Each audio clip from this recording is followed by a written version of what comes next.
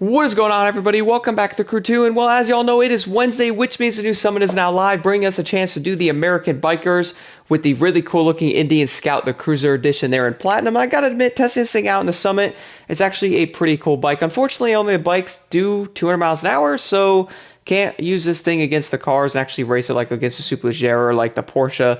Nonetheless, they could be really fun to cruise around and have some fun with them at least. Then in gold, the Fading Stars window tint looks pretty cool. And then obviously in silver, we have the other half of the Nitro Chemist boosted set. Moving over to the next summit, we have the Downtown Pursuit, which actually brings us a new vehicle, technically at least, the Crown Victoria Interception Unit, which we already have this vehicle obviously in the cab and then the regular. Now we have the cop version, which is pretty cool. Waiting for them to add this vehicle into the game. And then in this summit, we have a nice mix of races, mostly hypercar, it looks like, over everything else, a street, and then a drift event, which is going to be a fun one with the Agera R. I honestly love doing the drift events. They're really fun to do. I know they can be kind of frustrating for a lot of players, but at least this is good practice for you guys who are trying to get better on those. Then we're going to have the Platinum Reward, which will be the Nitro Chemist Boosted, which I'm not really too happy with those perks on there, but at least it's another Chemist Boosted set, I guess, for the street class if you guys don't have it. At least we can actually change the perks on there to get the ones you are looking for. Gold, we have the Catch Me Underglow, which kind of, explains itself. Then we have the Koenigsegg Agera R Drift Edition, which I think most people already have the parts. You'll then get the money for that. Then moving over, we have the Salem's Ride, bring us the Salem Light Rooftop, which is going to be, not sure how many people want to get that in the actual Platinum Reward, but hey, it's something to unlock, I guess. Then we have in gold the Legendary Half Set Boosted. They are bringing back the Rally Raid set. I cannot believe they're actually doing this. This is the Scorebreaker set that has like an 87% boost on it, which is insane. Do keep in mind, though, having this on your vehicle doesn't actually matter in summits. I noticed that if you guys have a regular Scorebreaker set, having this big percentage boost on it isn't going to actually matter on your score, so do keep that in mind. Moving over the Ace Race, we're going to have the Fame Magnet boosted for the Aerobatics class, which is a very weird set to have. I don't really see anyone really using these planes in general, to be honest, and having a set like that is kind of weird. Nonetheless, it could be pretty good to have, but I guess I'll have to wait and see. I'll have to test it out a little bit.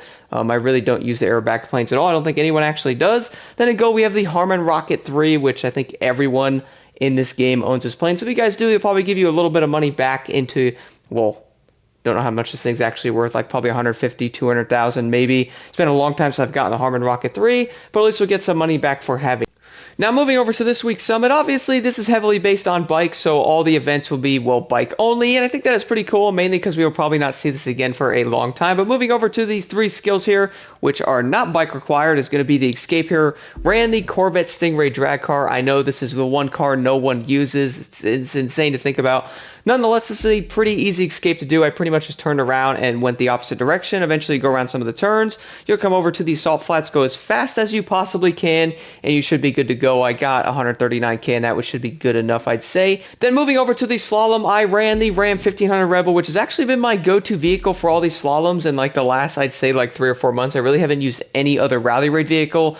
I know a lot of the rally raid vehicles are being used on these because they have that bigger percentage on their Scorebreaker set, which is actually coming back, which is insane. But do keep in mind, guys, like I said, it doesn't actually matter if you have this set on there. You could still get very high score, like 155k or so, even running a regular set on there. Then for the low altitude, you pretty much start off on the top of the mountains, aka the Rockies, and you have to go down and go as far as you possibly can. My route was not that great on this. I still managed to get 156k, so this one's actually pretty easy to do. Now, when it comes to the Iron 883 race, the Scout, and the Street Glide, I'd say all three of these races have the same characteristics overall of what to go over with them. Mainly, these bikes do not handle that well, to be honest, compared to the Suzuki or the Honda. Those bikes are going to handle better. And the biggest thing is the street bikes only do 200 miles an hour in this game. I know they were nerfed compared to the Crew 1, which is probably a good thing because they're kind of ridiculous on there. And on here, they only do 200, so there's really no point of going through your Nitro Chemist as fast as possible with this. Your nitrous will pretty much just blow out really quick because these bikes don't accelerate that great to begin with, and while trying to get them above that 200 as much as possible, you actually don't go through that much nitrous, which is a good thing, but just be a little careful on them. And then obviously these don't handle the greatest either, as I mentioned before, so be a little careful on the turns as well. When it comes to the street race vehicle force raced over here, you get to drive the new Scout, which is actually a pretty awesome bike. I really do like Indians in real life. I think they're really cool. And this is a pretty awesome looking bike. I think a lot of people actually like this thing when riding it. The motocross race will be the Mount Washington, which is one of my favorite races to do with any of the motocross bikes. It's actually my favorite one to grind as well to level these up. I think a lot of people will like this one, and well, the biggest thing here is you can actually dodge some of the ramps and then also go around some of the turns pretty easily as well. Then finally, the Rally Raid race, which is going to be with a bike as well. I ran the Kawasaki KX450, which basically everyone is for that matter. It's actually a really good bike, and it keeps itself pretty much stabilized pretty well, except for the rear wheels sliding out a little bit on some of the jumps and all that. But besides that, it's actually pretty decent. Anyway, guys, let's jump into this sum. If you got any questions at all, let me know in the comments below.